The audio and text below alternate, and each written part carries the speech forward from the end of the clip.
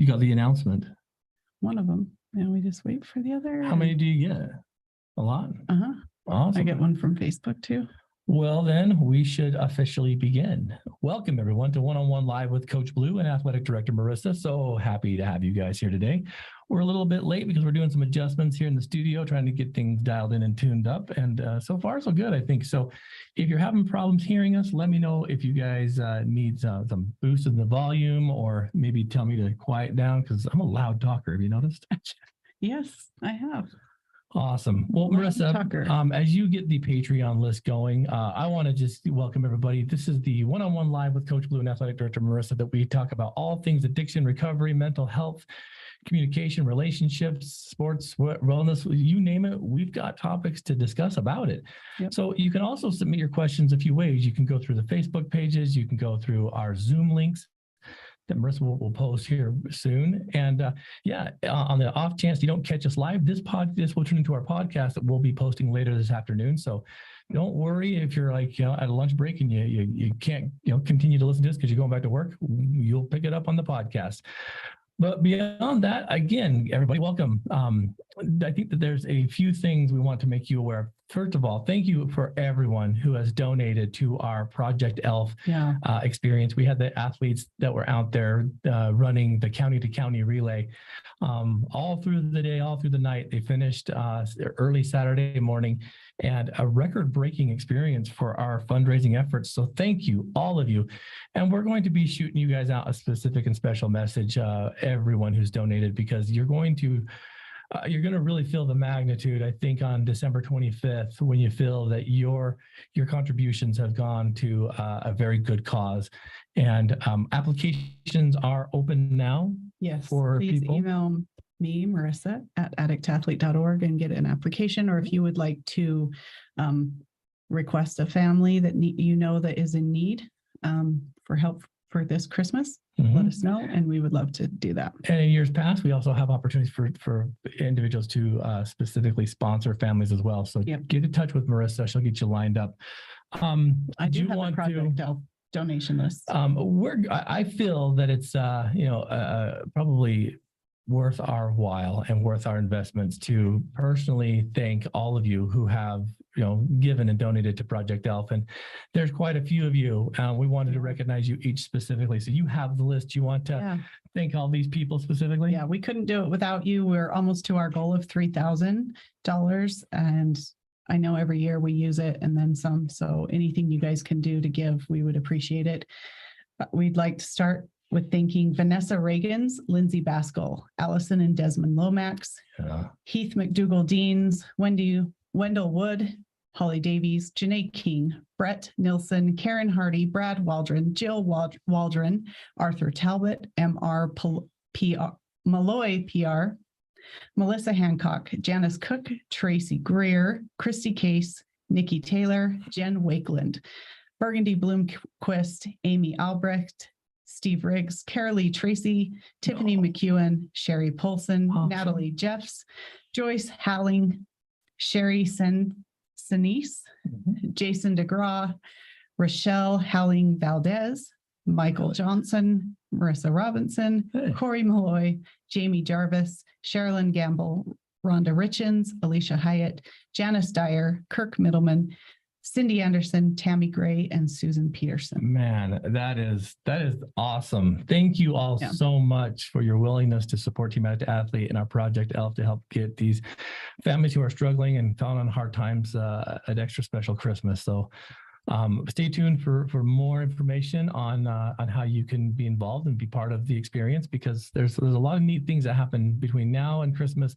that will continue to keep you well aware of, so you can kind of see where your donations are going. I think that's kind of a big deal. Yeah, it's huge, and we're so grateful. So absolutely. So thank you all so much. And the page to donate is still up. Yes, our fundraiser is still up on Facebook, and if you donate, just even at our donate button on Facebook, Meta send you an automatic tax donation receipt that you can use for tax purposes, and it's real quick and easy. So There you go. There it is. The gift Absolutely. back to you. Now, before we jump into the thick of things, I also want to give a special shout out and thanks to our Patreon subscribers. You guys are rock stars. I'm hoping that you're enjoying some of the bonus episodes as we're taking just a small divergent kind of course and path off of the playbook for a moment, because of some requests I've got about some specific issues and addictions that people wanted more information on. And I've received several emails of feedback, and they've been very positive for our sexual addiction series that we'll be doing. The next one will be dropping later this week, and it's kind of intense. And so this is going to be one of those episodes that you're going to want to make sure that the back seat's empty. You don't want the kids in there because we get into some touchy subjects. But our Patreon subscriber list, we couldn't do this without you. You assist us in moving this podcast forward. We are finalizing some designs with our buddy Josh Hansen, who's our art detailing guy. Yes. But you have the list for those as well? I do. So thank our Patreons, our super fans, Karen Hardy, Steve Riggs, Tracy Whitby, Jerem Thurston, Tara Butson, Holly Davies, Scott Foster, Brett Frew, Chris Williams, and Sensei KP. Yeah. Thank you, our super fans, rookies, Sione and Mary Inuk, Sherry Polson, and Earl Dyer. Thank you for your help. The pro levels, Andrew Baird, Wendell Wood, and Gary Thurston. Nice. And our champion levels, the Robinson family and Ron and Dee Loesch. Thank you guys Thank you, so much. If you are interested in becoming a Patreon subscriber for as little as $2 a month, you get all of our bonus episodes, and that's worth it, I think. Yeah. We put a lot of time and effort into those, but I think nonetheless. we have over 30, probably 50 we have more. now. Yeah, we have a lot. We've been doing this for a while. So if you haven't been a Patreon before, all of that stuff gets unlocked for you if you Instantly. become one. Absolutely. So you can jump on patreon.com/addict-to-athlete and find a tier or a donation spot that works for you. So Marissa, I got a few things here. I've been doing a little bit of some deep diving as I'm preparing some of the Patreon bonus episodes. Some of the things I've been noticing that I've really kind of like chuckled at a little bit, specifically was like some of these studies that some people do. And I found a couple of them that kind of piqued my interest. And I want to share this with some of the listeners because it's interesting how some of these questions not only get funded, but like some of their findings as well. Okay. This first one is kind of an interesting thing, and I would really love some input from you guys out there who are listening to this, either via Facebook, or messaging.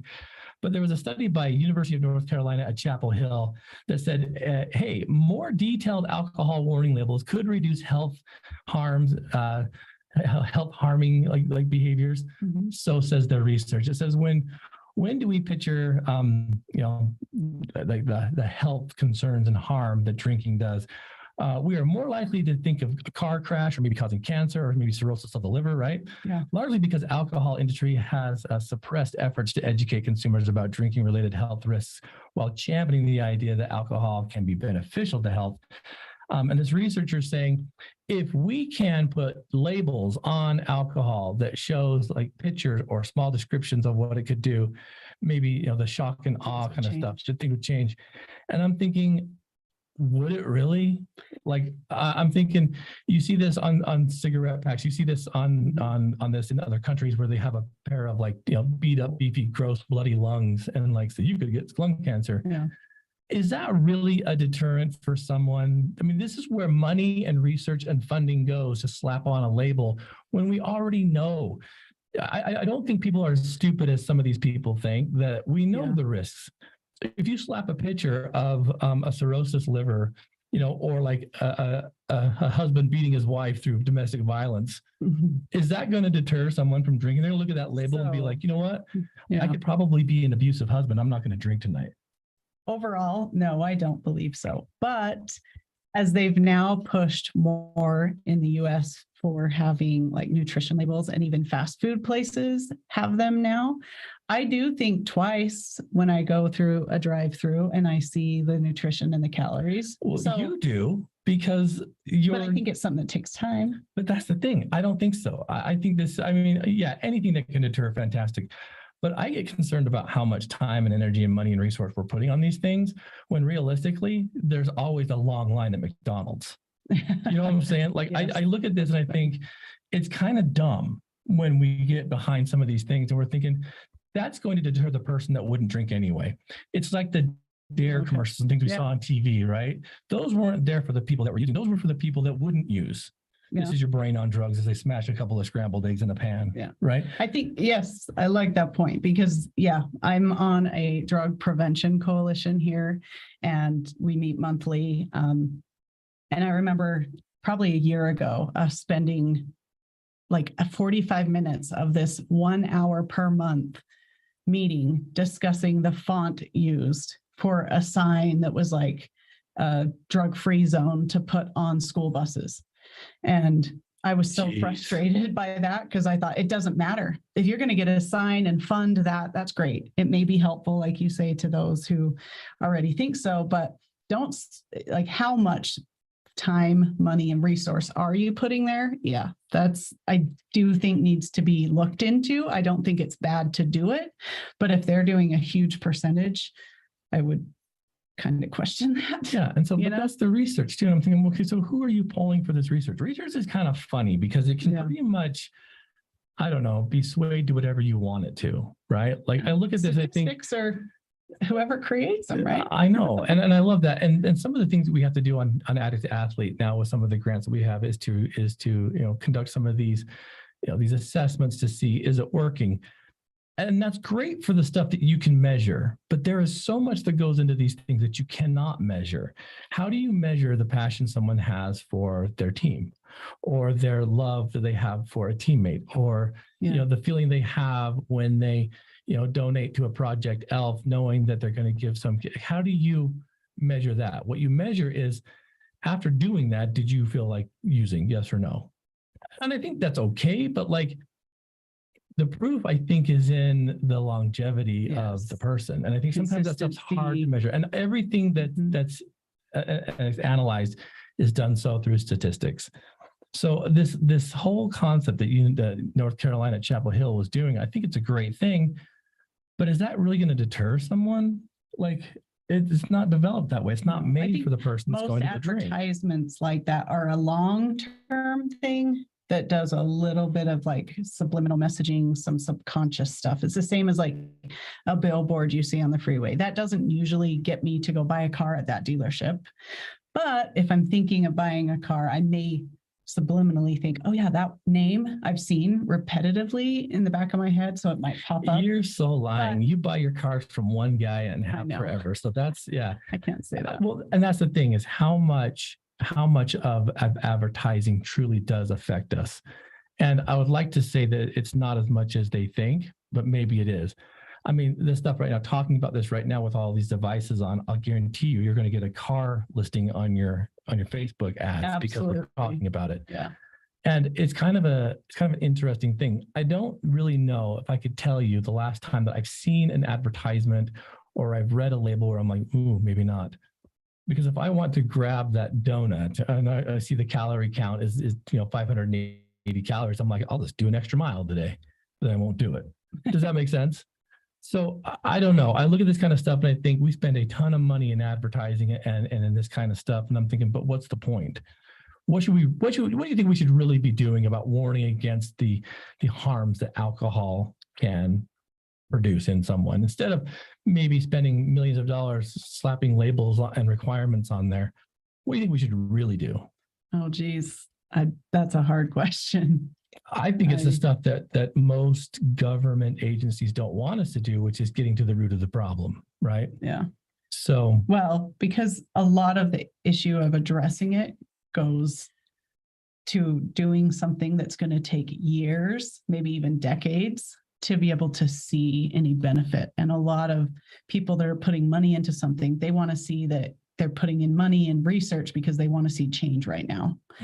And yeah, I think we've discussed this many times. If you're teaching kids new coping skills so that maybe they don't turn to drugs and alcohol, you're not going to know if those helped them for 15 years. And maybe you'll never know. Maybe they won't even be able to say, yeah, it's because I learned this in 4th grade that I don't drink now. Like that's really even difficult to measure. Yeah. It's like the documentary we watched a couple months ago. I can't remember the name of it now, but it was about following these people in long-term like addiction.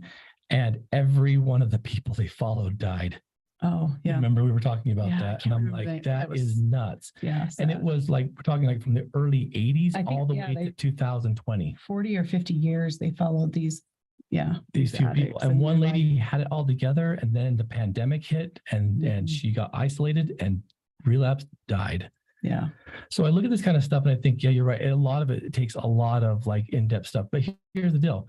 When you look at slapping labels on, alcohol bottles and stuff, I'm all for it. If it's going to help one person, fantastic. Mhm. But what are we really aiming for? Because you got to understand too, where does all of this stuff really take place? You start looking at the inner cities, you start looking at the population, the race density, you start looking at cultures and people that are subjected to this. So now not only are they having an addiction, but now they've also got that guilt of like, I'm hurting my family, I'm doing all this other stuff.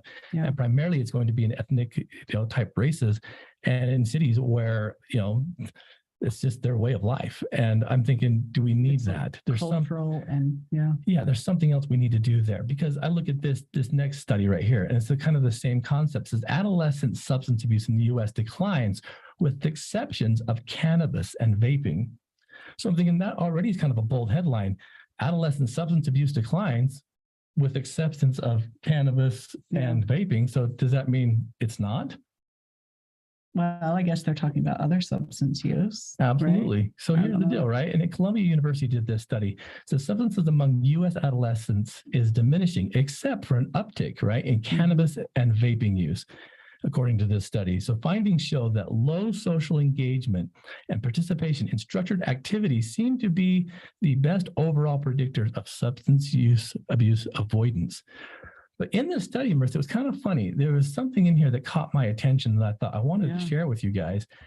And I said, well, okay, so if it's showing that in other areas, like opiates and alcohol and other things that they're staying away from, it was interesting.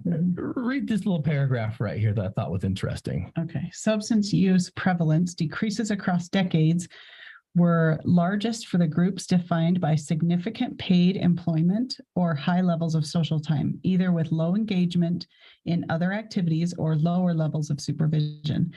Though these groups had the highest level initial prevalence of each variety of substance use. So what it's saying here, guys, is that it decreases among the largest groups that had jobs, that had high level of social engagement, with even low engagement of activities that are supervised by connections, right? Mm-hmm. So it's interesting. It also goes on to say that when they found like cannabis increasing, read this next paragraph right here. Cannabis use increased among all groups, but especially among adolescent workers. Nicotine vaping increased the most among the highly social and engaged group that was less supervised, and cannabis vaping increased most among social but disengaged teens. Think about that. That's like, isn't that funny? All it says is that if you have supervision, the chances of having kids avoid that stuff high. Without supervision, they're going to get into it. And it goes into talk about how kids and adolescents that have jobs they're even also talking about, socially, usually it used to be probably less social, but what was it? The nicotine vaping was going up for the ones who were social. Absolutely. And why? Because it's becoming so prevalent now. Yeah. So I look at this and I think, should we really be saying and lumping it all into substance abuse is decreasing at the same time increasing? They both cancel it out. We can't really make the definitions and lines for that. There's still a huge issue there. I did read something from Dr. Bob Lynn on the LinkedIn yesterday. I didn't find his the research, but he was saying over time, the research he's been following is saying substance use overall in all populations has been level. It's not been increasing or decreasing. Exactly. It's changed the drug of choice and the lethal means. And so we've seen more overdoses because, we now have heroin and fentanyl and everything on the street. So some people are thinking the drug abuse is increasing, but he's saying it's not. It's been pretty level, which is interesting. And it has been. And this is something I posted yesterday, which didn't get a lot of traction, which was kind of funny because right now we have this influx of fear mongering when it comes to media, specifically about the rainbow fentanyl, right? Mm-hmm. And it was interesting. I was watching a couple of documentaries and just some news stories on this. And there's a lot of fear mongering out there that like these fentanyl drug dealers are trying to, peddle this stuff to your children. Not really. Is the potential there for a child to mistake it for a candy? Probably, Yes. but that could be for any medication. Who is the ones who are promoting it is the news and media, because Yeah. they're trying to scare everyone, because that's a real hot story and you'll get a lot of clicks, a lot of shares, a lot of comments. And sadly, that's what most media is about right now. It's not about maybe what is real, but what's going to get the biggest looks. So, And it was interesting because on the same like source of studies that I was finding, there's also a very big study they've done using fentanyl as an anesthesia for surgery. mhm, And it's kind of a funny thing because they clarify it right at the very beginning that although it's a very potent and dangerous and deadly drug, there are benefits to it. yep, So it's kind of like, okay, we're in this tug of war now.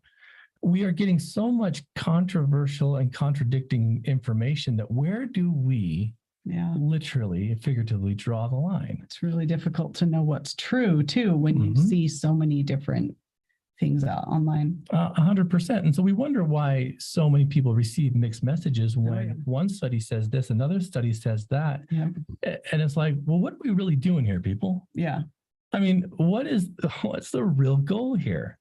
See, with choice-based anything, I think it's important to know that if you want to be an addict, go out and be the best addict you can be, but please expect the consequences. mhm, There'll be some good times, there'll be a lot of bad times. If you want to be sober, go out and be the best sober person you can be, but expect those consequences because there's going to be some yeah, good times and some bad times. So the situational issues that I'm seeing with some of this kind of stuff is it leaves out that degree of like, what are we choosing for ourselves? You know, and absolutely. I've had a hard time wrapping my head around that because we have abstinence based, we have MAT, we have, therapy, counseling, we have all these things. It's like when it boils down to it, it's the person themselves and what they're comfortable with doing, what they don't want to do. I think we need to take a more holistic approach to this kind of stuff rather than try to blanket statement these things. Oh, absolutely. Does that And make which is sense? hard because it's hard to track that when you're giving so much. But everyone's different. We can't just say that one way fits it and one way is the best way for everybody, because it's not. Well, so here's the funny thing. Now, I don't know about other groups that we mingle with here in Utah, but on Addict to Athlete, we have just as many people that do not use drugs or alcohol, that never had an addiction, that participate with those people that are in active recovery, Mhm. than I think any other program I've ever seen. Yeah. So here we are now measuring some of this stuff. And we're like, wait a minute, we're seeing huge amounts of prevention in people that aren't using, Mhm. that are here because they have a loved one that is. And I'm thinking, how do we measure that? Well, it's difficult. Like we've talked about this today. That one of the assessments that we're doing is measuring somebody's substance misuse and is it decreasing? How is it helping? And we need to gather all this data, but we don't talk about substances in most of our meetings. We Nope. don't have anyone identify as an addict. So you come into one of our meetings and you don't know who is in recovery and who isn't. So as we try to send out these surveys, I'm also like, I don't know. Some people I do know, but some of them I don't know if they're there because they have a loved one or if they're there because they themselves have struggled. And so I'm like, is this going to be offensive if I send this survey and ask how, the last time they drank and they've never drank in their life? Yeah, it's Well, and you look at chemical dependency versus other forms of addiction, whether that be eating, whether that be, pornography. Yeah. We have several that have experienced sex addictions. And I'm like, addiction isn't an addiction. shopping. Absolutely. But we're trying to force them into this one mold. So I'm like, it's kind of interesting, isn't it? Substances, but there's so many others. Yeah. It is interesting. And so I was looking at our group last night as we were having this conversation about what's your why? Why in the world would you want to pursue recovery, this new way of life? What's in it for you? Mhm. And as I was looking at this, even though the non-using folk and the people in recovery, they had the same whys. Interesting. And I'm like, isn't that amazing? Like, and it boiled down to connection, right? Yeah. Invitation and telling story, like telling the story about who you are and where you stand. So this boils down to something that I'd love for listeners to truly kind of wrap their heads around. What happens when someone who does not have an addiction wants to help someone that does? We've heard this time in and time out. You can't help me. You've never had You don't understand. You don't understand. You've never had an addiction. Man, I love that conversation because, and I've spoke this to you. What's our philosophy on that, Marissa? It doesn't work. It's really, I think it's about education. You need to know and understand, and empathy. Like, how much do you care and are willing to connect with somebody? It doesn't matter if Yeah. you've used substances or gambling in the past to be able to help. Just like when I go to the doctor, I don't need to go to the doctor, and only a doctor who's had a broken arm if I have a broken arm, because only he can relate to me, or somebody with cancer. Yeah. I can only go to a doctor. I want somebody who's educated, empathetic, and understanding, and open to learning and listening. I'll take it one step further too, and say that although you've never had an addiction issue in your life, you only convinced to take, you kind of misstepped and drank a drink of alcohol once, and people paranoid and freaked out around you because they knew that wasn't in your chips. Yeah. But it's funny because even though you may not have went down the same path that I went down, you still have went through the same pains and struggles and emotional turbulence that I did. Yeah. Different degrees, different situations, different players and people that were involved. But at the core of it, you still felt lonely. You still felt angry. You still felt isolated. I mean, there are things that we all universally feel. Jealousy, and just because I chose to suppress that with substances, you chose to suppress that with swimming and family and other things. Mm-hmm. So isn't it interesting that really, if you boil it down to, and want to do some brass tacks here, wouldn't you rather listen to someone that's never struggled, that use other ways to find paths to heal the pain that was inside other than defaulting to using? Yeah. It's funny we do that because I think there's that stigma within us that's like, they won't understand because this is a bad thing that I did and they didn't do it. Relate. And so they don't. Yeah. Some of the most inspiring people I've ever met have never struggled with addiction, but they get human relationship. Yeah. I look at Dr. Paul Jenkins, right? Yeah. I know that he's never struggled with any of that, but he's been through turbulence, just like we all have. Mm-hmm. And so why not learn from someone that's done something completely different? So I love this kind of stuff. I love like the way that Team Addict to Athlete kind of bridges that gap. And as I was looking at some of these research, questions and some of the stuff we were doing, I'm like, studies are hard. Because like that means you have to typecast yourself into one paradigm and measure one thing, when realistically that process of change is fast. It's huge. There's so many components to it. Yeah. If I asked you to summarize in one sentence why Team Addict to Athlete works, how could you do it? It's different for everyone. So yeah, it's really difficult. Absolutely. Difficult. So yeah, there's a few things that were on my mind as I was reading some of these studies and whatnot. I have a few more here I want to touch base with you on, but do we have any questions coming through yet? See, I haven't seen one yet. Okay, good. We got more to talk about. Okay. So this other study that I found was quite interesting, and you and I have had some personal experience with this, just working with people in this industry. It says firefighters with PTSD are more likely to have relationship problems. So PTSD interferes with the ability to regulate emotions, causing relationship fallout.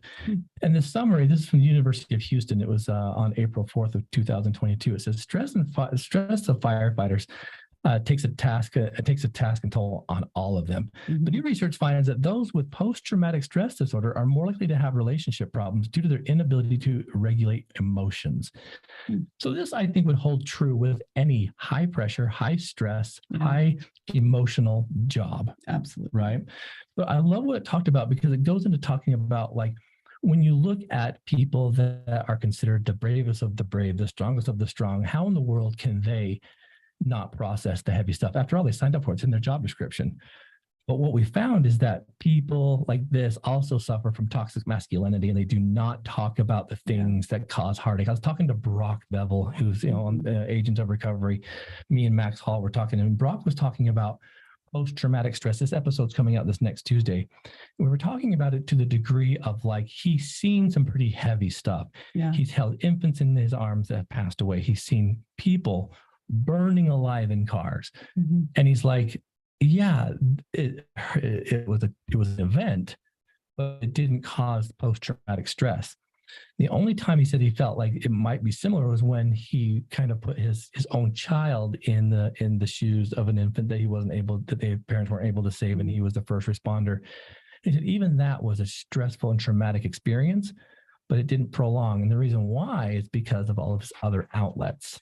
Yes. So I look at this and I think, all right, again, you That's look at it. Being able to regulate the emotions, somebody to talk to, someone else to relate with, being able to decompress at the end of the shift and talk to other coworkers that understand and, maybe went through it too. But again, this PTSD and even those situations, it's all going to depend on the person themselves.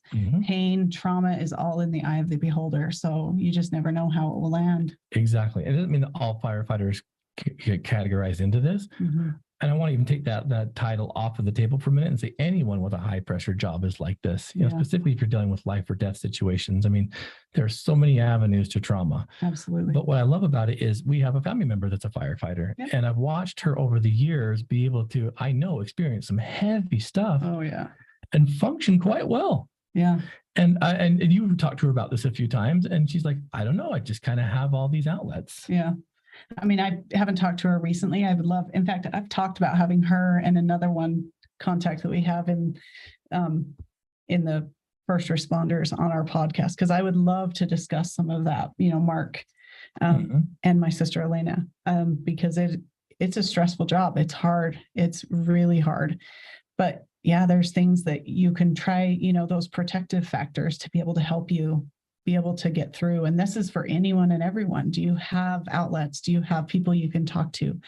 Do you have a way to express those and work through those emotions? Do you understand your emotions, and are you able to feel them and let them go through and pass on rather than hold on to it super tight? Yeah. So I look at some of these and I think, well, no kidding, but also this is what we're dealing with out there. Now, again, I don't think that you have to have a therapist that's a firefighter to be able to sit down with someone and be like, hey, I know what you've been through. We can find help and resources through so many avenues if we're willing to be honest, Yeah. So I know, Marissa, we're kind of winding down, but I'm curious, you've, and I know this is gonna be hard for you, but you received an email and some content. For those that don't know, about a month ago now, Addict Athlete participated in a run to the state capitol, a 13-mile run, by which we carried the message of hope and sobriety and recovery and proxy for those who have lost their battle for National Overdose Awareness Night. And on that day, after we presented to the people that were up there celebrating life, advocating change and understanding and eliminating stigma, we had a bunch of folks come down, and we told them, if you'd like to come down and write the name of a loved one on one of our bib numbers, we would love to run proxy for your loved one so that they're not forgotten. Yeah. And our wall has been full of these for a couple of weeks now, and slowly but surely they're being pulled off and being used as proxy runners. Yeah. So, if you were able to do that, we also asked that you put your email address on there so that we could not only tag you in the picture of the athlete who's running proxy for your loved one, but so that we can connect and make it more real. I wasn't expecting the level of emotion that this actually brought. And so after you read this, I want to put a call out to the listeners. But you want to share with us a little, if you can. I know it's going to be it's a good one. So Krista is one of our athletes, and she's so phenomenal with words. And so every time she's taken a bib and she's gone out for a run, she'll share and post the letter she's going to send to the families. And they're so touching. And I don't have access to that right now. It will take me too long to find it. But she did send me one of the responses she received today from one of the family members that she ran for. And this is so touching. So if you have a family member, please submit names and email addresses. We would love to put them up on our wall and have our athletes go out and run for them. That was my plea. Yeah. Yeah. Hi, Krista. What a nice surprise it was to get this email. Thank you so much. Here's a little information about Jared.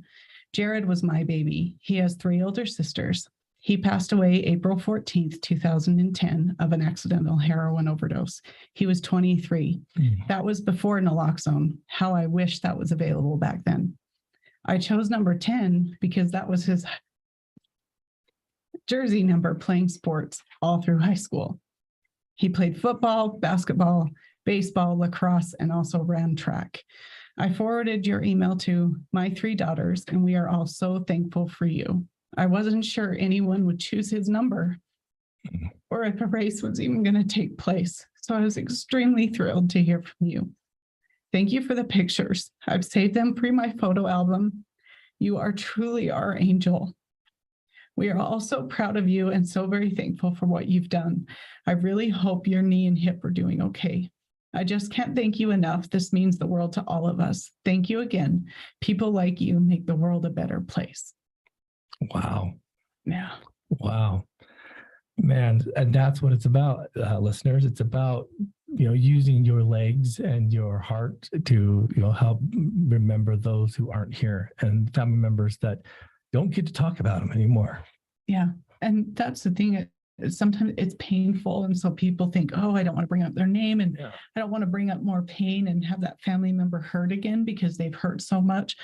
But everything I've heard time and time again with all the people I've interacted with that have lost a loved one, whether it was overdose or other things, is they don't want their loved one forgotten. They don't want people to stop saying their name. Yeah. And this is a way we can continue to carry their message, that we can continue to share their name.